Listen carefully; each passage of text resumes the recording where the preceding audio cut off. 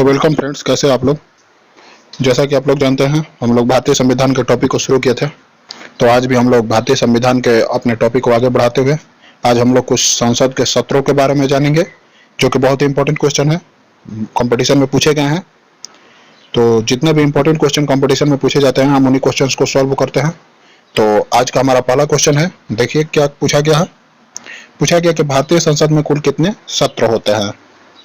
तो जैसा कि आप लोग जानते हैं कि भारतीय संसद में कुल 3 सत्र होते हैं। कौन कौन से? बजट सत्र, मानसून सत्र और शीतकालीन सत्र। तो हमारा ऑप्शन नंबर सी सही हो जाएगा। इसे याद रखिएगा, संसद के तीनों सत्र, बजट सत्र, मानसून सत्र और शीतकालीन सत्र। अगले क्वेश्चन की तरफ चलते हैं। निम्नलिखित में कौन भारतीय संसद का सत्र नहीं है?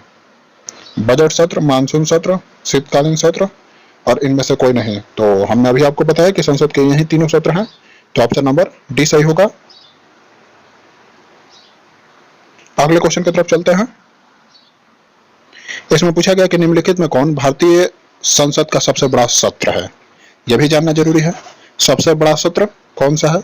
बजट सत्र, मानसून सत्र, शीतकालीन सत्र। तो इनमें सबसे बड़ा सत्र हमारा बजट सत्र हो जाता है, जो कि फरवरी से मई तक चलता है। तो आप लोग हो सके तो डेट भी याद रखिएगा, फरवरी से मई तक चलता है बजट सत्र, जो कि सबसे बड़ा सत्र है। ऑप्शन नंबर ए सही है। मानसून सत्र कब से कब तक चलता है? जुलाई से अगस्त तक। और शीतकालीन सत्र नवंबर से दिसंबर तक। अगले क्वेश्चन की तरफ चलते हैं। पूछा गया निम्नलिखित में कौन भारतीय संसद का सबसे छोटा सत्र है। भारतीय संसद का सबसे छोटा सत्र कौन सा है? तो यह भी जानना जरूरी है। शीतकालीन सत्र सबसे छोटा सत्र है, जो कि नवंबर से दिसंबर तक ही होता है। तो ऑप्शन नंबर सी सही है। अगले क्वेश्चन की तरफ चलते हैं। इसमें पूछा गया है कि संसद के किन्हीं 2 सत्रों के बीच का समय अंतराल कितना होता है। संसद के किन्हीं 2 सत्रों के बीच का समय अंतराल कितना होता है? आसान क्वेश्चन है, बार बार पूछा गया है। तो आप लोग जानते होंगे, संसद के 2 सत्रों के बीच का समय अंतराल 6 माह का होता है। तो हमारा ऑप्शन नंबर बी सही है। अगले क्वेश्चन की तरफ चलते हैं। पूछा गया है राज्यसभा का सभापति किस सदन का सदस्य होता है। लोकसभा, राज्यसभा, किसी भी सदन का नहीं, लोकसभा और राज्यसभा दोनों। तो राज्य का सभापति किस सदन का सदस्य होता है? इंपॉर्टेंट क्वेश्चन है, लगाइए।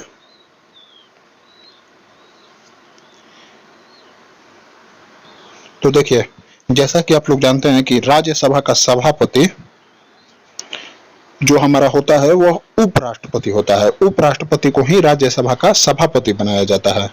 तो उपराष्ट्रपति तो किसी भी सदन का सदस्य नहीं होता है। तो हमारा ऑप्शन नंबर यहां सी सही होगा। राज्यसभा का सभापति किसी भी सदन का सदस्य नहीं होता है। चलिए चलते हैं अगले क्वेश्चन की तरफ। अगले क्वेश्चन में पूछा गया है कि निम्नलिखित में कौन राज्यसभा का सभापति होता है। राज्यपाल, राष्ट्रपति, उपराष्ट्रपति, लोकसभा अध्यक्ष। तो जैसा कि हमने अभी आपको बताया कि राज्यसभा का सभापति भारत का उपराष्ट्रपति होता है। तो ऑप्शन नंबर सी सही है। अगले क्वेश्चन की तरफ चलते हैं। इसमें पूछा गया है कि निम्नलिखित में कौन राज्यसभा का सर्वोपरि होता है। राज्यसभा का सर्वोपरि कौन होता है? राज्यपाल, राष्ट्रपति, उपराष्ट्रपति, लोकसभा अध्यक्ष।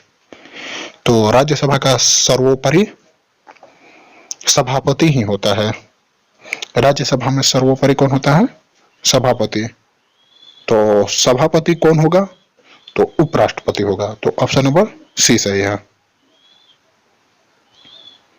अगले क्वेश्चन की तरफ चलते हैं।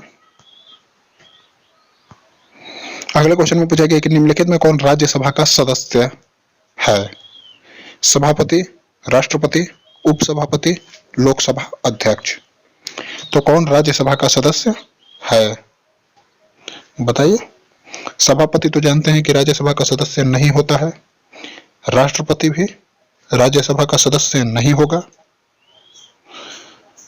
और लोकसभा अध्यक्ष भी राज्यसभा का सदस्य नहीं होगा। तो राज्यसभा का सदस्य होगा उपसभापति, क्योंकि सभापति राज्यसभा के सदस्यों में से ही चुना जाता है। तो ऑप्शन नंबर सी सही होगा। अगले क्वेश्चन की तरफ चलते हैं। इसमें पूछा गया कि लोकसभा का पदेन अध्यक्ष कौन होता है? प्रधानमंत्री, राष्ट्रपति, उपराष्ट्रपति और लोकसभा अध्यक्ष। तो लोकसभा का पदेन अध्यक्ष कौन होता है? लोकसभा का पदेन अध्यक्ष लोकसभा अध्यक्ष होता है। तो ऑप्शन नंबर डी सही है। अगले क्वेश्चन की तरफ चलते हैं। इसमें पूछा गया किन परिस्थितियों में लोकसभा की सदस्यता रद्द कर दी जाती है? अनुशासनहीनता करने पर, बिना अनुमति के 60 दिनों तक अनुपस्थित रहने पर, दल बदल के आधार पर, और इन तीनों परिस्थितियों में।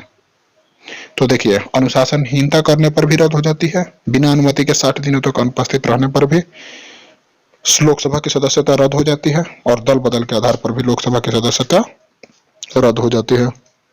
तो हमारा ऑप्शन नंबर डी सही होगा। अगले क्वेश्चन की तरफ चलते हैं। पूछा गया निम्नलिखित में कौन संसद का अधिकारी नहीं है? निम्नलिखित में कौन संसद का अधिकारी नहीं है? अध्यक्ष, उपाध्यक्ष, सभापति और राष्ट्रपति। तो कौन संसद का अधिकारी नहीं है? देखिए, अध्यक्ष को भी संसद का अधिकारी कहा जाता है, उपाध्यक्ष को भी कहा जाता है, सभापति को भी कहा जाता है, लेकिन राष्ट्रपति को नहीं कहा जाता है। तो राष्ट्रपति संसद का अंग होता है। तो ऑप्शन नंबर डी सही है। अगले क्वेश्चन की तरफ चलते हैं। इसमें पूछा गया निम्नलिखित में कौन संसद का अधिकारी नहीं है? तो संसद का अधिकारी कौन नहीं है? उपसभापति होता है, उपाध्यक्ष, लोकसभा उपाध्यक्ष भी होता है, प्रधानमंत्री और सीएजी। तो प्रधानमंत्री नहीं होता है। तो संसद का अधिकारी प्रधानमंत्री नहीं होता है। ऑप्शन नंबर सी सही है। आगे देखिए क्या दिया गया है। इसमें दिया गया है अध्यक्ष, उपाध्यक्ष, सभापति, उपसभापति तथा सीएजी को संसद का अधिकारी कहा जाता है। तो इसे आप लोग ध्यान रखिएगा। अगले क्वेश्चन की तरफ चलते हैं। इसमें पूछा गया संसदीय समितियां कितने प्रकार की होती है? तो संसदीय समितियों की चर्चा की गई है। तो संसदीय समितियां 3 प्रकार की होती है। संसदीय समितियां कितने प्रकार की होती है? तो संसदीय समितियां 2 प्रकार की होती है, एक स्थायी समिति और एक अस्थायी समिति। तो हमारा ऑप्शन नंबर सी सही होगा।